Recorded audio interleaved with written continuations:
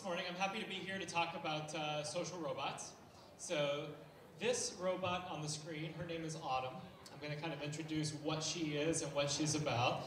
And if you stick around for 15 or 20 minutes, I promise at the end a live demo where she'll talk to us. All right, so why am I here talking to you? There's going to be a couple of us speaking today, myself and Andrea in the back right here. We were both at the MIT Media Lab at the same time, did a PhD in human-robot interaction. So a lot of what I'm going to talk about today over the next 15 minutes or so is work I did with different robots at that time that will kind of lead to why we built the robot that you see here. How many of you have been over to the Star Wars exhibit here? A few of you? Okay, me neither. But I'm going to go today because the earlier version, Autumn's older sister, is in there and has been traveling around the world for the last half dozen years. All right, so what is this robot right here? She looks kind of friendly, right? I hope. A little bit? Okay. So she sits on your countertop, and what our company works on is helping people with long-term behavior change. So really we focus on healthcare applications, letting us live healthier, happier, longer lives. And the robot that you see here is the first product that we've been building, and Autumn is a weight loss coach. So Autumn is designed to help people who are trying to lose or keep off weight to stick with a diet. And she's kind of like having a personal coach or a personal trainer at home. So she has a conversation with someone every day about, she'll ask me about how well I've eaten, how much exercise I've gotten, and then give me some advice on what I should do to be healthier. But let me go back a little more than 10 years to a much simpler robot. All right, this robot on the left, you can see is a lot simpler, smaller, a lot fewer features than Autumn. It's just a pair of eyes. All right, that pair of eyes could look around and they could blink. That was it. On the right, we have an animated version of the same pair of eyes. All right, so we had a computer animator create a version of this that ran on the computer. And this was the first and the simplest robot that I used in the start of a series of studies that was not really about the robots, but about us, about psychology and why and how we interact with something like this, and how that might be similar or different with interacting with a character on the screen.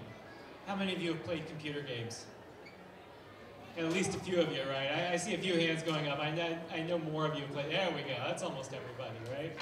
So scientists have studied for a long time what happens when we play computer games, right? Whether it be on my laptop or on my smartphone or my tablet, and understand what happens to us psychologically when we interact with these. Why do we like these? What makes us engage with them for a long time? What makes them fun? Do you have fun when you play games? Why? and that's the answer most adults will give too, right? Because it's fun, right? Why else would we? So we were really looking at what happens when we interact with something that's physically there with us, like a robot, instead of something that's on a screen. Now, how many of you have talked to people on the phone or over FaceTime or something like that? Yeah, most of us have done that, right? Okay. Is it different when you're talking to someone on FaceTime versus face-to-face? What do you think? Yeah, it's different. Do you know why? Probably have some ideas, but psychologists have studied that for the last 20 or 30 years. And it turns out when we're face-to-face with someone, we tend to trust them more. We believe what they're saying more. We feel closer to them, like we have a better relationship. Okay? So there are a lot of differences in how we experience talking with someone face-to-face instead of doing it through a screen. And studies like this one, where we looked at people interacting with a robot or with a character on the screen that looked very similar, showed that those differences of face-to-face instead of interacting with someone on a screen carry over very strongly into technology. So this is kind of like interacting with someone through a screen, and this is more like face-to-face, when you've got that robot that's right there in front of you, actually looking at you, talking to you. Really makes a difference. So we also use some more complex robots. I'll tell you a story about this one in a second. So this is Mel. Mel is a robotic penguin. He was designed and built by a former Disney engineer, although that might be hard to believe from looking at this one. All right, so Mel was pretty simple. This robot was built a little more than 10 years ago. So you can see he's got flippers there, they can move up and down. His head can move side to side. His eyes are actually sewn on doll eyes, so they don't move. His beak can move when he talks. And you can kind of see up at the top of the picture there's an old camera that was looking out, trying to find a face of someone in front of him while he was talking to them. Okay, and Mel was in a research lab up in Boston, and his job was to give demos of another project in that lab. Over the course of about a month, I brought 40 people in to come and talk to Mel for about 5 or 6 minutes apiece. All right, and Mel was giving a demo of this other project, and he used these gestures. So when he talked about this project, you know, flap his wing towards it. The first few times he would talk about it, he would look over towards it. If you moved around in front of him, he would move his head, so he would, you know, stay looking at you while he was talking to you. Okay, so some fairly basic things, but it made Mel seem very interactive. And he was fairly smart in terms of his conversational capabilities. And he would ask questions, and you would have to respond to make sure you understood about the demo before he would go on showing the next step of it. Okay, so as I said, it was about 5 or 6 minutes going through this demonstration of what he was showing someone. And then as soon as it was over, I brought everyone outside of the room to ask them a bunch of questions. Okay, so I told you there were 40 people there. For half of them, for 20 people, Mel did everything I just said, right? He used the gestures while he was talking. He made eye contact while he was talking to you, right? Follow you around using that camera, and moved his beak in time with whatever he said. Okay, so for the other 20 people, though, there was one simple difference. I unplugged the power to Mel before they came in. Okay, so the voice was still coming out and he was giving the demo, but Mel sat there like this, not moving his head, his wings, or his beak the entire time. Okay? But again, the conversation was really smart and it was very interactive. And then after everyone finished their conversation with him, I brought him out to the other room, and the first question I asked everyone is, you know, while Mel was talking to you, did he move around and look at you? Did he move his beak while he talked to you? All 40 people said yes. Right? So we fill in our head that this thing must have been moving, right? It seemed very smart. It was a robot. Obviously, okay, it must have been in that 5 minutes I was talking to him. Okay, but we also asked people a bunch of questions about, how well did you enjoy this demo? Would you recommend your friends come and see this? Would you come back and talk to Mel again? On every one of those questions, we saw a huge difference between the people who saw Mel moving and the people who thought they saw Mel moving, but he was actually sitting there like this. Okay, so what that shows us is, even though we think it's probably doing the right thing, subconsciously, we see that something's just not quite right. We don't know what it is, but we can see that it makes a big difference. And so what we found over all these studies, this was about 3 years of work on these 2 robots and several others as well, is that the social cues that we use when we're interacting with each other, right? So I always use my hands when I talk. I look around at everybody in the audience. I'm walking around the stage up here. All those make a difference in how we experience other people. And when we use those in robots, we can make a much more powerful interaction, and we have a much better ability to really engage people over time. Really get them interested in what a robot like Mel or like Autumn, this is the first version of Autumn that we built, so if you go see the Star Wars exhibit, you can see this one in there. Really to help people to build a relationship with even a relatively simple robot like this that's going to last over time. So I'm going to tell you about one last study here before we go on. And that was with this version of Autumn. So Autumn was designed as our original weight loss coach. So this robot doesn't look quite as refined as the one that I'll show you in a few minutes. I built all of these by hand in the shops in the basement at MIT. And we actually put these out in people's homes for a couple of months. Okay, so we found a bunch of people, 45 people, who were trying to lose weight. These were people who weren't dieting but wanted to start. And those 45 people enrolled in our study, and they didn't know it was about robots, they just knew it was about something to help them lose weight. And they got to go home with one of 3 things, okay? So 15 of those people got one of these delivered to their home, a coach that would talk to them every day about weight loss and keeping with their diet. Another 15 people got a computer. It was running the exact same software as is inside Autumn. Same touchscreen that you can see on the front there. So it learned about them, helped them keep track of what they were doing the same way Autumn did. And the third group of people got what most people who are trying to lose weight get 5 years ago, which was a paper log. Right? Write down each day how much I'm eating, exercising, what my weight is. And really what we were trying to see was that in all three cases, people were keeping track of what they were doing so they could see every day how well they were progressing on their diet. But what we were trying to see was, does Autumn really help to let me stick with this for longer? And what we saw was this study was designed to be 6 weeks long. And the reason for that is we know that the average diet lasts only 3 weeks, right? Really short. How many of you made New Year's resolutions this year? Only 3 people? Come on, more of you did than that. Yeah, hands up high. Okay, now keep your hand up if you're still keeping all of your New Year's resolutions. All right, good job on the 3 of you back there, right? It's a perfect time of year to talk about this. New Year's resolutions are the same way. They usually last about 3 weeks. And we're kind of getting to the very end of keeping them. Good luck over the next week, the 3 of you there. So let me know if you make it past February 1st. All right, what we found is that after 6 weeks, we started calling people to schedule a follow-up visit, to go to their home and pick up their paper log or their computer or Autumn. And the 30 people that did not have Autumn, either had the paper log or the computer, they would pull out their calendars and we would schedule a time, usually a week or 2 out, depending on their schedule, and go back and pick up whatever they had, interview them, and finish the study. But the 15 people with Autumn, almost every one of them, as soon as I called them, started trying to negotiate with me. Can I keep her just a few more weeks? Oh, she's really become like a friend. She's really helping me. She's like a family member. I can't give her up yet. And what we saw at the end of the study is that people who had the paper to keep track of what they were doing used it about 3 weeks, 3.5 weeks on average. People who had the computer, again, the same software as on Autumn, lasted only about 1 week longer, about 4.5 weeks. People who had Autumn, 6-week study, used her on average for 2 months.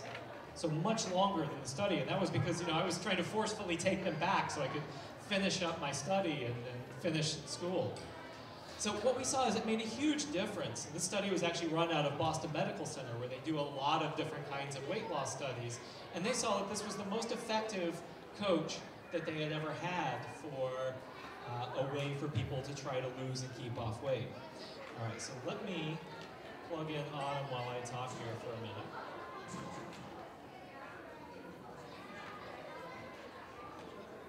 So this is a slightly older one, and she takes a minute or so to start up.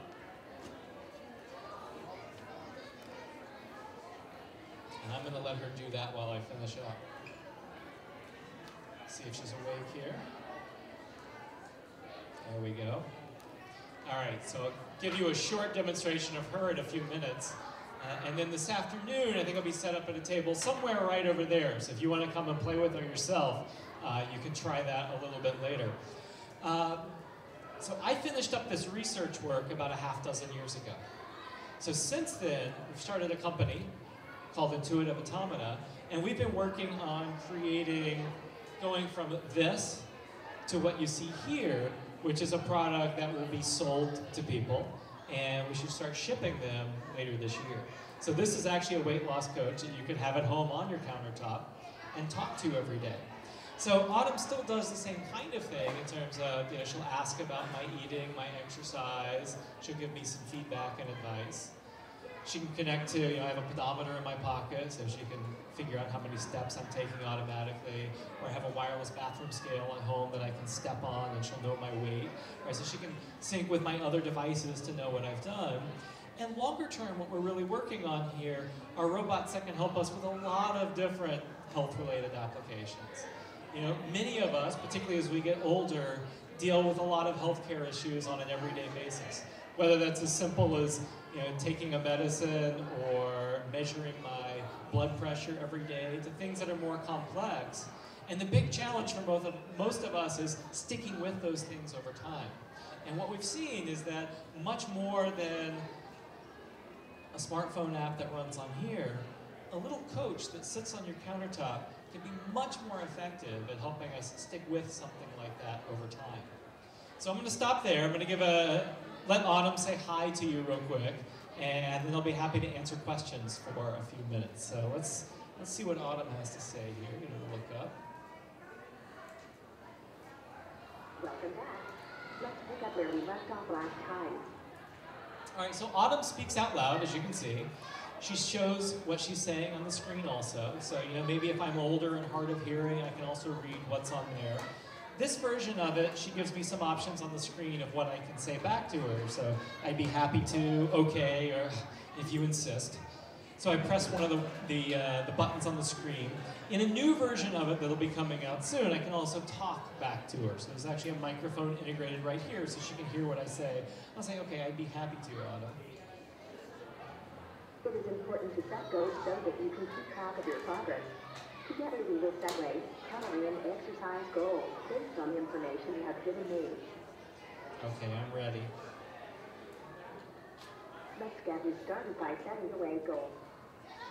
So what I'm showing you now is a new user. I've just started using her. If I'd been using her every day, she'd jump right into asking me about how well I've eaten and exercised today, or just giving me some advice if I want to have a quick conversation with her. So in the background, what's happening here is artificial intelligence algorithms that help Autumn decide what to say to me right now. So no two conversations with her are alike. She's always learning about and adapting to each person. So you might have seen on that first screen, if you could see up here, there were several different names on there.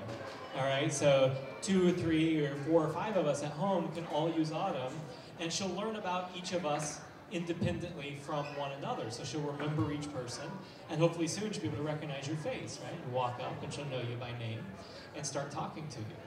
So this is an early version of something that I think a lot of us are going to have in our homes in a few years, talking robots. So I'm going to stop there, and I hope you enjoyed an introduction to what we're doing with Autumn and social robots in healthcare, and would love to hear any questions from you guys.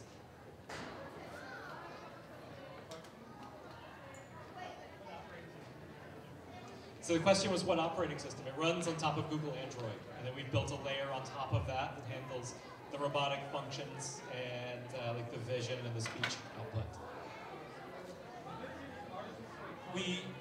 One second, I'll come back to you. I'm gonna have to come back there because I can't hear from up here.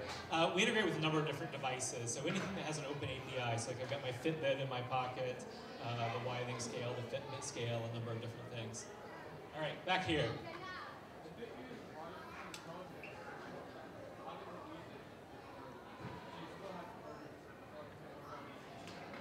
All right, so the question was, how does it use artificial intelligence? So the way that it's programmed is a combination of AI and psychology. So I'll show you one slide here. So the core of what we've built is this model of a relationship. Okay, so it's based on theories from psychology about how people create, build up, and maintain relationships over time. And then you can see there are a bunch of inputs into that model, right? So it learns about each user. It has a bunch of different stuff she can talk about. It has kind of a personality that we've defined for this system. And then the output is a piece of conversation, like the things that you heard Autumn saying there. So as it learns more about each person, and as it understands how I'm doing towards the goals I've set for myself, whether that be eating healthier, losing weight, taking medication, managing diabetes, whatever it might be, it will create an appropriate conversation for that point in time. Yes?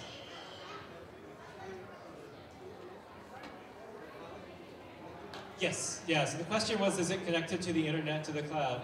Yes, it is. So the conversation happens with Autumn here, but all the data actually gets stored back in the cloud. So we can also learn over like groups of people or all of the people using something like this so that it can get more intelligent over time.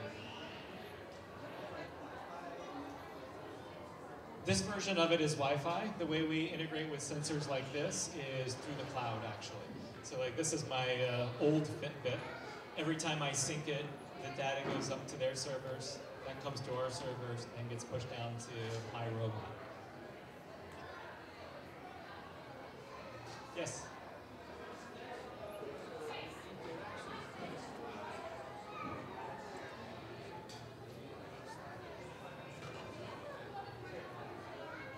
So the question was about the interaction and what can move.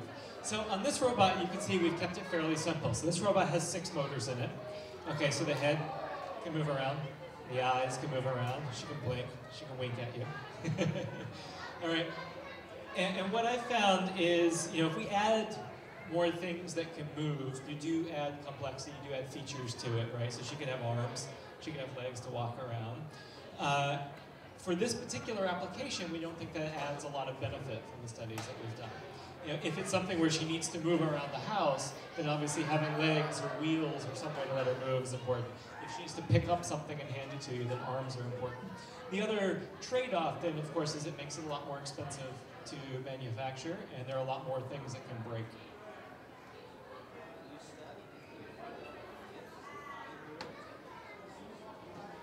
From the things that we did when we're trying to create a relationship and really focusing on behavior change, yes, the head and the eye movements are particularly important.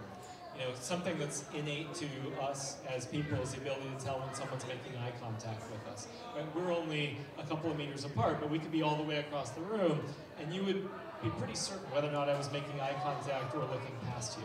And so when the robot does that, it's also something that we tune into very quickly. Yes? So the question was about price. Right now we're starting. Excuse me. Right now we're starting to build Autumn in low quantities. We've had a pre-order price of $199 plus a $7 a month subscription. We expect that when we do a bigger launch later this year, the price may be a little bit higher than that. But within a couple of years, we expect it to drop and be less expensive than that. So as this kind of hardware becomes more common and we build more and more of them, and you see other companies building a lot of robots, the prices, kind of like cell phones or computers, will start to drop a lot, I would say, in the next 2 to 4 years.